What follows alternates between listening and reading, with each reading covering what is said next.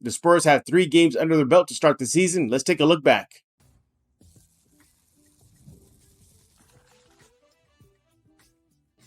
You are Locked On Spurs, your daily San Antonio Spurs podcast, part of the Locked On Podcast Network. Your team every day. Hey, welcome back to Locked On Spurs, right here on the Locked On NBA Network. I'm your host, Jeff Garcia, Spurs writer for Ken's 5 San Antonio. Glad to have y'all back, and happy hump day, everybody. A few more days, you're out of the woods. Coast is clear. You'll be having a good time over the weekend. Hey, what are we talking about today? We're going to be looking at the Spurs' first 3 games, a quick 3-game evaluation, and then look at tonight's game, Spurs-Thunder on the road. Wemby versus Chet should be fun. We're going to be discussing that in just a few minutes. Subscribe to Locked On Spurs wherever you get your favorite podcasts, iTunes, Spotify, Ken's 5 Plus app, YouTube. Pick a platform. We are there.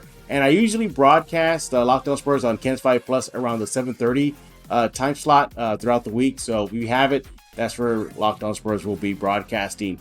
So yeah, your Spurs, 3 games under their belt, huh? They are 1-2 tonight. Hopefully they get back to even. But there's a lot of good and there's a lot of bad. So it's kind of a mixed bag after 3 games. There's Wemby. We'll discuss him likely in a few minutes. He's been playing okay, but not the Wemby that we're used to. Then there's Steph Castle, who's really shining, playing in crunch time, but still having to learn his rookie, ups and downs. And there's Popovich, and there's CP3. There's so many storylines in the first 3 games. There's a lot to sift through. We're going to probably pick about 2 or 3 from our evaluation in just a few minutes. And then, Spurs, OKC. We're going to be previewing that. Who is joining us today? He is Mike Jimenez. Welcome aboard, Mike Jimenez. What's going on from the Frost Club at La Cantera, mind you? What's going on, Mike? That's right. Hey, what's going on, man? Excited to be back. By the way, quick, do you like the new look, Locked On Spurs? I love it, man. All that geek stuff had to go, man. I'm sorry. I know that. Get out. No. Get all that all right, geek we're done stuff with you. out of Get there, out. man. No way. Hey, this is I'm a still making it show, not a Marvel show. It is a Spurs I still have show. I still have it coming alive, man. It's there. Street Fighter right there. Oh, by the way, everybody, make sure to follow Jimenez on MJ Acquired Taste. That is on X. He's with the Alamo City Sportscast on YouTube. We're going to be discussing that in just a few minutes. But Jimenez, how is the weather like out there right now? It looks a little windy. It's beautiful, man. Fall is finally here. It's going to get down into the 70s this upcoming week. I'm excited.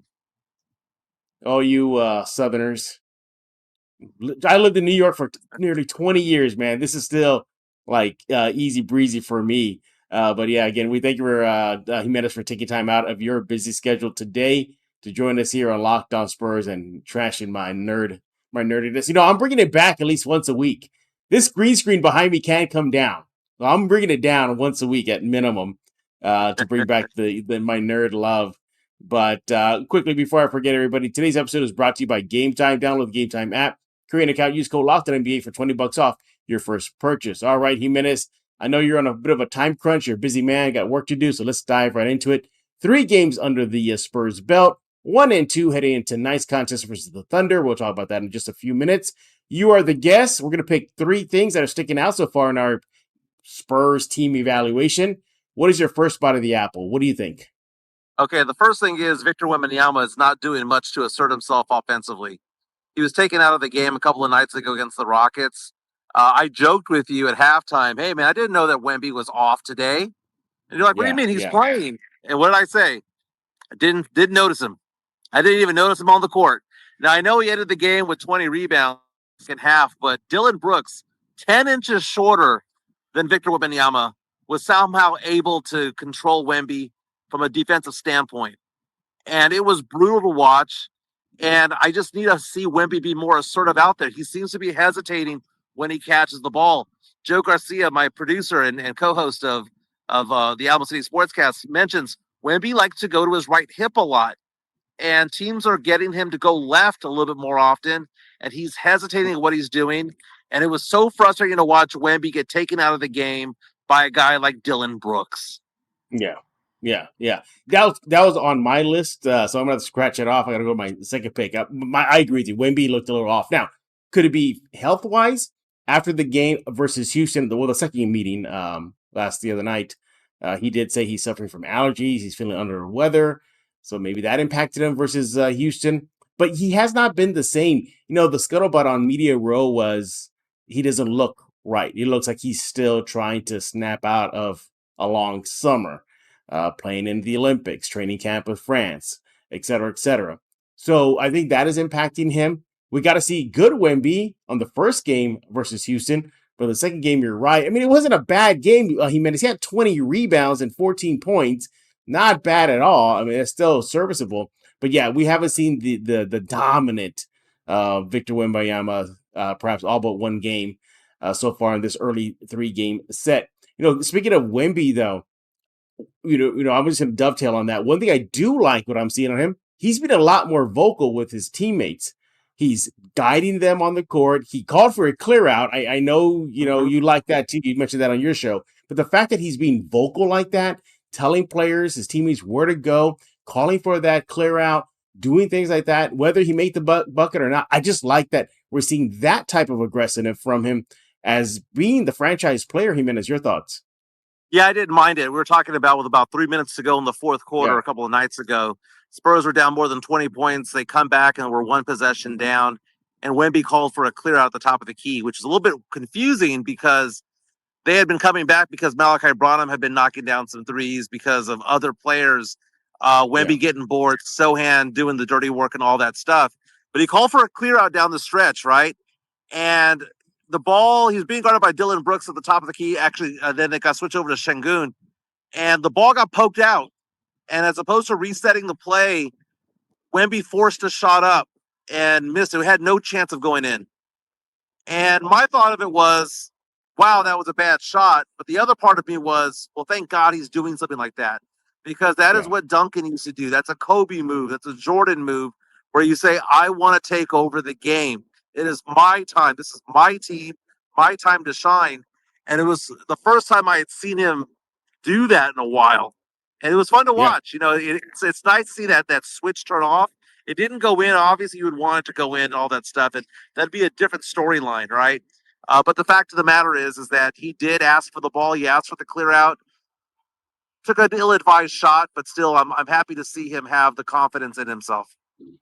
Yeah, again, when it comes to Wemby, I think that was for me one of the big things I wanted to see out of him in his sophomore season, becoming that franchise player and all that entails. I'm not asking him to be vocal like Kobe. I wasn't asking him to be in your face like Jordan was. I'm just asking him to do, if he's going to take a page out of Spurs history, be like Tim Duncan. Tim Duncan was a quiet leader. He spoke to you off to the side, in the locker room, during timeouts. But if Wemby can do that, pretty good. But yeah, I'm with you though. Overall, Wemby hasn't looked like the dominant Wemby we saw in the second half of last season. I have no doubt that he'll turn the page soon. All right, Jimenez, what is your second bite of the apple? Second bite of the apple is Jeremy Sohan showing some fire. Sohan has averaging 19 points per game through 3 games, almost 9 rebounds per game. Sohan, his effective field goal shooting, which I have criticized in the past, because he was at .483 the first 2 seasons, identical first years for rookie year and second season, is currently at 55%, which is where I want him to be. So I can't complain, right? I can't complain because I want him to be in the 54 to 56% range for efficiency purposes. He's getting there. He's already there right now. He's one of the few players that came out a couple of nights ago with fire and was matching the intensity of the Rockets. The Spurs came out flat. The Rockets players played like it was a playoff game, and the Spurs played like it was a preseason game. But Sohan was not one of them, right? So I got to give him his flowers. The only problem I have with Sohan in that last game against the Rockets was that he had 19 field goal attempts. 19. That's way too many for Jeremy Sohan. As much as I appreciate the fact that he's no longer chunking up 4 or 5 3-point attempts per game, 19 shot attempts is exactly what Houston wanted. Who do you think Houston wanted to shoot? Do you think they wanted Wemby? Do you think they wanted Champagnie? Do you think they wanted Harrison Barnes? No, they wanted Sohan to shoot. And even though Sohan had a good day, 22 points and whatnot, fact of the matter is that the Spurs are not going to be winning games when he's leading the team with 19 field goal attempts. He needs to be around 10 to 12 per game and just leave it at that. But 19, way too much. Hey, I want to talk to you about Game Time. Go to gametime.co right now. Game Time has a new feature called Game Time Picks. Make getting tickets easier for your favorite live events that much better. Game Time filters out the fluff, so you only get incredible deals on great seats. You don't have to waste time searching through thousands and thousands of tickets. Hey, Game Time has it all. They have the super deal. They got seats view before you buy. They got curated deals to make it easier to find the best price on great seats, the lowest price guarantee, event cancellation protection, job loss protection. You will be pleasantly surprised with this app. Go get it right now. Game Time picks. Again, that's a curation that makes it easier to save more on sports, concerts, comedy, theater. Hey, they have the lowest price guarantee, or Game Time will credit you 110% of the difference. Game Time ticket coverage. Your purchase is covered with the most flexible customer service policy in the ticketing industry. Take the guesswork out of buying tickets with Game Time. Download the Game Time app, create an account, use code LOCKEDONNBA for $20 off your first purchase. Terms apply. Create an account, redeem code LOCKEDONNBA for $20 off. Download Game Time today. What time is it? It is game time. This is Emilio Rivera, El Padrino for the Mayans MC. You are listening to Locked On Spurs with Jeff Garcia. Well, regardless of what his shot attempts are, he still seemingly so far has taken a leap forward in his development. Yes. He's you mentioned he's being a lot more aggressive, being gritty. Just ask some of the Rocket players, Fred VanVleet, for example. He's getting in people's faces. I think last season when he was point guard Sohan, that really got to him. That really messed him up. This year he doesn't worry about that. To CP3, Trey Jones, Blake Wesley, the list goes on, Steph Castle. So he doesn't worry about that. I think playing at a natural position that he's in right now, being able to float around, do the dirty work in the paint, getting it done on defense, it works well for him. I talked with him a couple of nights ago about his shot because it was during the game. He went 8 for 14 in that first Houston meeting in San Antonio. And yeah, he shot well, but if you looked at the box score and then you dive deep into his shooting chart, it was all in the paint. So I asked him, I go, okay, you went 8 for 14, but how's your outside shot coming along? It's still a work in progress, is basically what he told me, that he's still working on it. He said he's trying to get better. He admitted himself. He goes, every day it's not going to be good. So I like the fact that he's aware of it, though. And you know that if he just gets some sort of mid-range game, I'm not asking him to be DeMar DeRozan. I'm not asking him to be like that. Just some sort of just close, towards the basket, but not really in that little mid-range zone, not far away like DeRozan can do it. If he can just get something, anything like that, I think that'll open up his game tremendously. But Sohan, as far as the 3-game evaluation, you got to put him up there because he's attacking really the basket. doing it all. Yeah, he's attacking the basket. He's attacking the basket. He's filling the lanes. He's doing the cuts. And, he's pretending, he's faking that he's going to be going for 3-point shots. Then he attacks the rim. He missed a couple of bunnies, man, that could have brought the team to a tie game against the Rockets in the fourth quarter. Couple of 2 and 3 foot hook shots that didn't just go in, man, for some reason or another. But he is developing a better game inside. Yeah. The one 3-point attempt that he did have was an ugly looking shot. I mean, I cringed. It was like watching Charles Barkley hit a tee shot. There was a hitch to it. And I hate to say it, his 3-point shot looks worse this year than it did last year. Fortunately, he's not doing many attempts anymore. Yeah, just keep him low. I think he knows it is what it is when it comes to 3-shot. I hope he gets better at it. At this point though, he's year 3 now. How much more time do you give him to get that shot done? He could have get it done in college. Hasn't got it done in the pros. Will he ever get good at it? I don't think so. I think he'll get you maybe 1 or 2, on a good day. But other than that, I don't think he's going to be the next Steph Curry or Klay Thompson. That ain't going to happen. All right, as far as for me concerned, the 3-game eval it feels like what I predicted to head into the new season is coming true, and the Spurs cannot either make the threes or defend the threes. That's been something that's been irking me. I saw it coming, especially from their end of the court. The Spurs just having 3-shot shooters. Sure, Malachi had himself a good game in the second game versus Houston, hitting some threes, but pretty much the downfall for the Spurs in that second Houston game was 3 points made and 3 points defended. 3 points made. Houston was shooting something like 40-something% from the 3 line at halftime, just bombing them. The Spurs couldn't get it going. They were like either at 30% or a shade under. You fast forward to the second half, same thing. They couldn't connect their 3 shots until they made the comeback. You saw that versus Houston in the first game. You saw that in the opening night game versus Dallas. 3-point shooting hasn't really been good for them. And of course, defending it, leaving Fred VanVleet wide open for a 3-shot. Look, if the guys are hot from 3-shot line, fine, but just make their life miserable. Foul them if you have to. You got 6 fouls, use them. Make them earn those 3 shots. Jimenez, it looks like 3-point shooting early on is an issue. Oh, it big time is. And, Wemby was 1 for 8 the first game of the season, went 2 for 5 in the second game. He's not really doing well from 3. Defending the 3 is a little bit difficult because we've seen Chris Paul. I mean, maybe that should be my category for number 3, and I'll save that third bullet in the chamber. But Jabari Smith Jr. was wide open. Van Vliet was open. Green was open for 3-point attempts. And it's just one of those things where, like you said, just put a hand in their face, do something.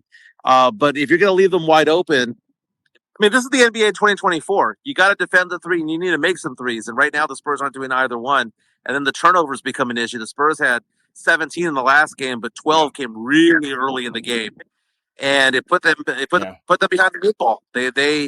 They lost because of turnovers early on. They had a hard time catching up from there. They sure did. Now, after 3 games, the Spurs got the stats right here. If I can just look at them, are connected on 33% of the 3 shots. They're taking about 29 a game, Jimenez, and they're making 10. Their opponents, they're connected on 39% of their 3 shots, taking 40 and making 15 of them. That's the difference in a game right there. That's just one of the differences that could mean a win or a loss for the Spurs. So, yeah, and you go dive deeper, they're actually outshooting their opponents right now, 46% to 41% after 3 games. So they're getting it done from the field, but in today's NBA where 3-point shots are a premium, they're getting worked, and they're not doing themselves a favor by not defending it well. Yeah, the analytics aren't in the Spurs' favor. I mean, even if you're out shooting somebody by 5%, if you're not making 3s and you have more turnovers, it just doesn't add up to wins. Yeah. And right now the Spurs are getting outscored by their opponents after 3 games, 111 points to the Spurs, 106. So they're getting outshot. They're turning the ball over, and they're not, putting the clamps down just overall defensively versus teams. But look, 1 and 2. I know it's very, very early in the NBA season, Spurs season. Too way too soon to be biting fingernails, jumping off ledges, and nothing like that. I think they'll get their act together. I think it just takes time. Wemby said it himself that he's still needing time to get used to playing with his new teammates, chemistry. He did not play much in the preseason. That could still be impacting him. We shall see. But overall, Jimenez, I'm going to give at the 3-game mark a C-. How's that? That's what I was going to give as well. One thing that we didn't talk about, that I need to mention, Chris Paul can't guard anybody, man. He's a defensive liability out there. We've been talking about how Chris Paul's going to get, Wemby the ball where he needs to get it and all that stuff. And we've seen Chris Paul go out and get 8 or 9 assists. But, man, defensively, he can't guard Luka. He can't guard Jalen Green. He can't guard SGA in the next game. That's going to be a difficult task because you can't hide him anymore. He doesn't have the offensive skill set anymore at 39 to offset the fact that he's a defensive liability. Notice that the Spurs came back when he wasn't on the court. Yeah, well, for Chris Paul, for me, he's already in the latter stage of his career. He's going against younger, quicker guys. For me, I didn't expect him to be Chris Paul of New Orleans or the Clipper days, but at this point in his career, he's gonna have to guard the likes of maybe sometimes Luka, Donovan Mitchell, guys of that ilk, Kyrie Irving. So it happens, but no, I mean, so far, I think Chris Paul has been a good impact on this team. You can see it in the players' eyes. They love having him there. They in the locker room. It was crazy, how much they adore him. From Jeremy Sohan just, going nuts over Chris Paul's outfit. I mean, just little things like that. The locker room vibe that he brings, I think it's good. And again, Chris Paul himself, he's getting used to his new team as well.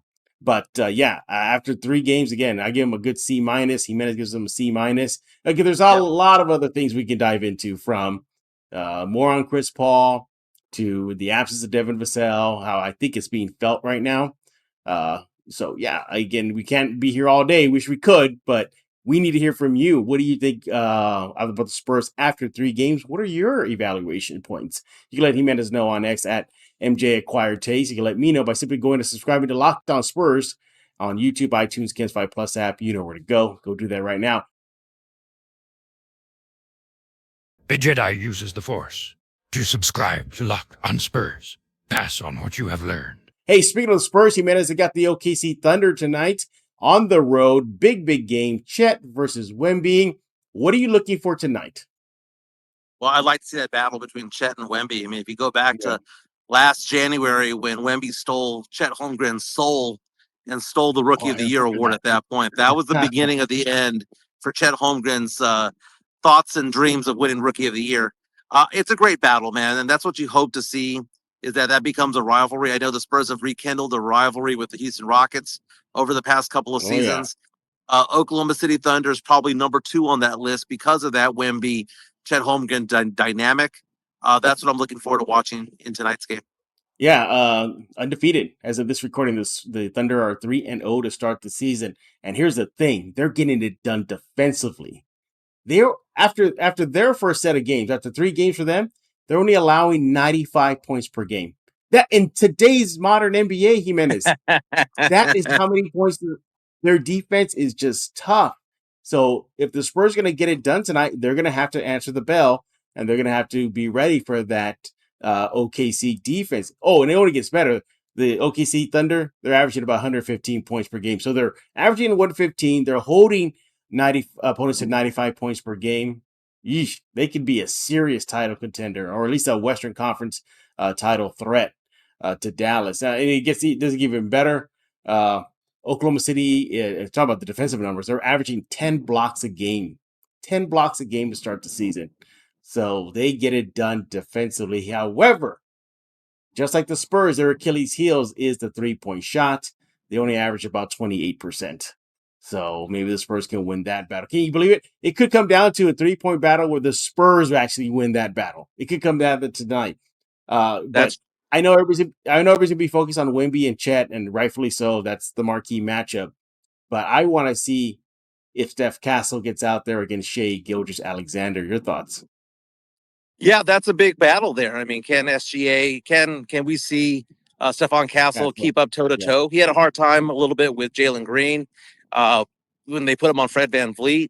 So he's seen very good players out there already on that point guard shooting level. So that's exciting to see. But, you're talking about an OKC team. The Athletic, when they released their power rankings a couple of days ago, has OKC ranked at number 2 in the NBA behind the Boston Celtics. OKC just gets better, man. I mean, that is the class act right now, the Western Conference. The Western Conference runs through OKC. I'm not expecting a victory for the Spurs tonight, but I do want to see a strong performance from Wemby. I want to see be more assertive offensively. I want to see Stephon Castle, who was basically held to very little in the last game against the Rockets. I want to see him bounce back from that. I want to see a lot. I want to see who Sohan defends. Is Sohan going to be out there guarding the point? Is he going to be patrolling the down low again? What is he going to be doing? I want to see the adjustments being made. And then you're going to see SGA go up against Chris Paul. Chris Paul mentored SGA during SGA's second season. SGA was the shooting guard. Paul was the point guard in that season. So there's a lot to look forward to in this game. They know each other. The organizations know each other. The front offices know each other. But this is not a very good matchup for the Spurs. Again, a team that can knock down, that can lock down defensively. I'm not expecting a victory at all, but it's going to be fun to watch either way. Yeah. Again, the homegrown Wemby matchup should be good to see. Speaking of that, SGA right now is averaging 29 points per game on average. Well, Chet Holmgren, 24 points per game. So yeah, that'll be fun to watch. So hopefully, maybe playing against Chet will be the spark that Wemby needs to get him going, light that fire under him, and be the Wemby that we saw to close out last season. He is Mike Jimenez. Make sure to follow him on X at MJ Acquired Taste, and check out the Animal City Sports Podcast on YouTube. Hey, talk to us about Animal City. Yeah, so we have more than 1,050 subscribers. Me and Joe Garcia restarted this podcast back in January. We do sports, pop culture, nostalgia, lots of Spurs talk, a lot of Cowboys and Texans talk, a lot of music and movies and stuff like that. It's a good hour and a half long show, Monday through Friday, 10 a.m. to 11:30. It's on YouTube. It's a continuation of my old show from San Antonio Sports Star back in the day, but it's different. It's more irreverent. There's no commercials. We just kind of keep going. You, Jeff, are oftentimes on the show on Wednesdays. Yep. And we do a fun time over there doing the show. But we're blessed to have over 1,000 subscribers in such a short period of time. You know, this show is airing on Wednesday, so I guess I'll see you later, Jimenez. Because I'll talk to you in a while. Yeah, I'll talk to you in a bit. Yeah, right. I'll be the guest on today for Alamo City. So when you're done with this podcast or you're done, whatever, you're done with Alamo City, come back, hear me and Jimenez talk, whether it's on Alamo City or right here on Locked On Spurs. As y'all can tell, Jimenez is a busy man. He is, at work right now, getting ready to do things. So again, follow him on X at MJ Acquired Taste. Jimenez, I got to keep the nerd vibe going here. So were you shocked to find out that I asked Wemby about his Star Wars sneakers? No, I mean, nobody should be shocked, right? No, I wasn't shocked at all. I mean, he's a young guy, so of course the geekdom is alive and well, but you are the ambassador of geekdom in San Antonio. Me or Ron knighted you as such. You can't take it all away. Yeah. So I'm proud of you. Yeah, exactly. When I was in that media room, I kept thinking like, okay, everybody else get your game questions out because I'm about to nerd it up any second now. It was funny. One of the local station's cameraman was trying to get my attention during my quick chat with Wemby about his sneakers, and I turn around when I finally got his attention. When he got my attention, and he's all giddy and like laughing at me. And my first thought, he was laughing at me for making that question. He goes, "No, I'm not laughing at you. I'm smiling because I want a pair. Where can I find them?" So he was like acting like that with me. But yeah, again, you can probably see that right up right now on kinsfight.com/Spurs. Wemby talked about his Wookiee sneakers with me. So nobody should be surprised in all of San Antonio that I asked that question. Seriously, nobody should. But anyway, he is Mike Jimenez. Check him out on X at MJ Acquired Taste. Hey, thanks for making Locked On Spurs your first listen every single day. Free and available wherever you get podcasts. iTunes, Spotify, Kinsfight Plus app, YouTube. Pick a platform. We are there. And we got a Locked On Spurs newsletter. It's in the description below. Go subscribe right now. And make sure to subscribe to all the Locked On podcasts across the network. MLB, NHL, NBA, NFL. We got you covered. So for Mike Jimenez, I am Jeff Garcia. We're going to put a lock in this episode of Locked On Spurs.